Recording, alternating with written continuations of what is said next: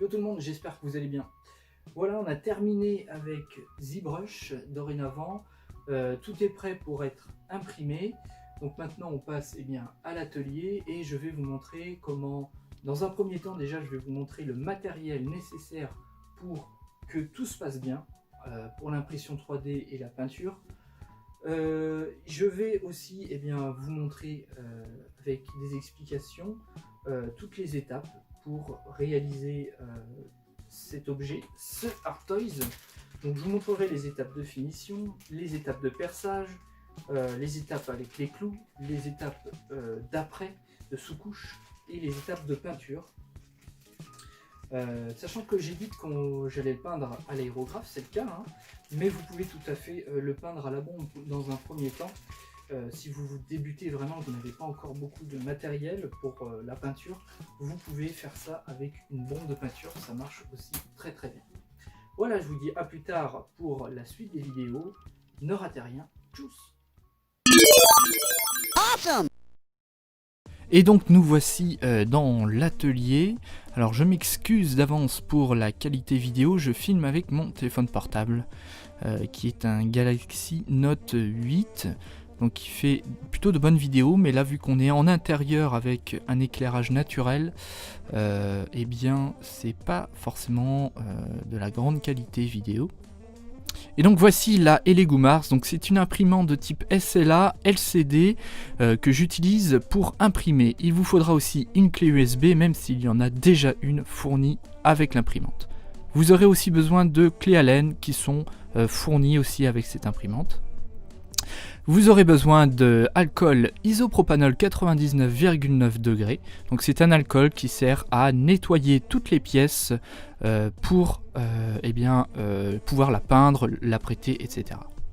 Et donc voici quelques outils sur l'établi. Donc une scie à métaux, ça c'est très important. Des pinces à bec, des pinces plus classiques aussi. Un marteau, ça peut être pratique. Des pinces coupantes relativement fines. Il y en a une fournie avec l'imprimante, mais celle-ci c'est une de marque God End qui est très utile, notamment pour faire du gunpla. Voici aussi un petit scalpel qui est aussi très pratique pour couper certaines parties fines quand on va devoir enlever les supports sur l'objet imprimé. Il vous faudra aussi des récipients pour pouvoir contenir l'alcool isopropanol relativement large pour pouvoir placer toutes vos pièces imprimées dedans. Donc moi j'en utilise deux, un pour un premier lavage et le deuxième pour le deuxième lavage. C'est pour ça que le premier lavage est un peu trouble, un peu sale.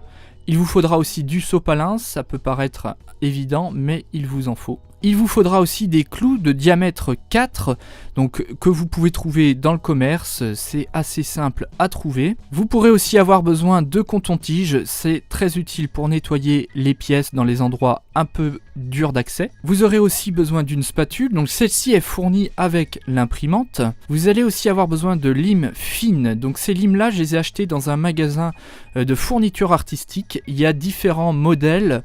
Donc vous voyez une lime plus courbée, une autre un peu plus plate. Ces limes sont très importantes pour la finition, je vous invite vraiment à acheter ces limes là. Vous allez avoir besoin aussi de bacs en plastique dans ce genre là pour pouvoir réceptionner la pièce une fois qu'elle sera imprimée.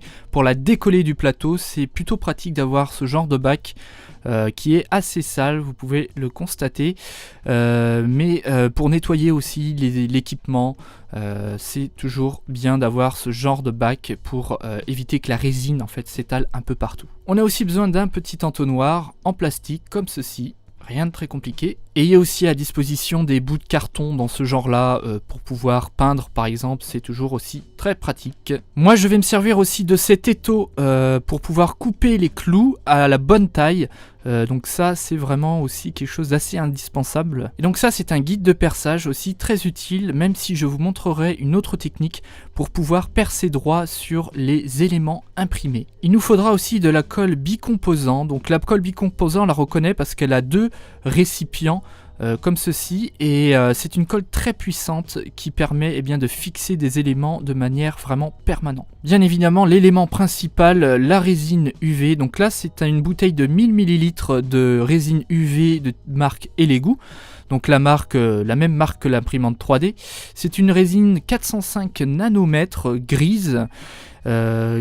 À manier avec précaution, ayez toujours des gants, je vous montrerai ça aussi après. Donc voilà, une boîte de gants comme ceci, on en trouve assez facilement. Essayez d'en chercher dans les Nose, les Milstock, il y en a pour pas trop cher de ces gants là. Voici aussi un masque fourni avec l'imprimante 3D qui est vraiment indispensable lorsqu'on va manipuler la résine puisque ça sent mauvais et en plus c'est relativement toxique. Voici aussi des filtres en papier, donc c'est des filtres particuliers puisqu'ils ont une petite grille, je vais vous montrer ça dans quelques instants, au bout, à la pointe, et ils sont plutôt pratiques. Malheureusement ils sont utilisables qu'une seule fois, on ne peut pas les réutiliser plusieurs fois, donc c'est pour ça que j'en ai plusieurs. Il y en a déjà aussi fournis avec l'imprimante, mais il faudra probablement en racheter si vous faites plusieurs impressions. Il vous faudra aussi une petite brosse à dents légère et souple pour pouvoir brosser la pièce avec de l'alcool isopropanol une fois qu'elle sera sortie de l'imprimante 3D. Vous allez aussi avoir besoin de cette lampe UV qui s'achète sur Amazon, qui est une lampe normalement qui sert pour les ongles, pour le vernis à ongles UV, qui est plutôt pratique pour faire sécher la résine une fois qu'elle sera imprimée et nettoyée. Pour le perçage, j'utilise ce petit kit d'outils qui est en fait un tournevis à embout. Vous savez, on en trouve un peu partout aussi dans les magasins de bricolage. En fait, on peut mettre des petits embouts cruciformes plats au bout. Et moi, j'utilise aussi les forêts de ce genre-là avec un embout qui a cette forme un peu en étoile assez connue. Vous aurez aussi besoin d'une lime plate un peu plus grande que celle que je vous ai montrée avant pour pouvoir bien aplatir certaines zones qui sont un peu plus grandes. C'est aussi très pratique. Donc là je vous montre de la sous-couche de marque Tamiya, même si dans les vidéos je vais utiliser de la sous-couche d'une autre marque à l'aérographe. Vous pouvez utiliser ce genre de sous-couche en bombe qui est plutôt pratique et peut-être un peu moins compliqué à mettre en place pour des premiers projets. Vous aurez aussi besoin d'une petite pince comme ça pour pouvoir retirer des bacs de nettoyage avec de l'alcool pour récupérer les pièces une fois qu'elles sont nettoyées. Voilà un petit peu pour la liste du matériel qu'il va vous falloir pour entamer vos projets de Art Toys. Il y a potentiellement d'autres choses que je montrerai, mais en vidéo quand on sera aux étapes du Art Toys. Je vous dis à plus tard pour d'autres vidéos. A plus, salut!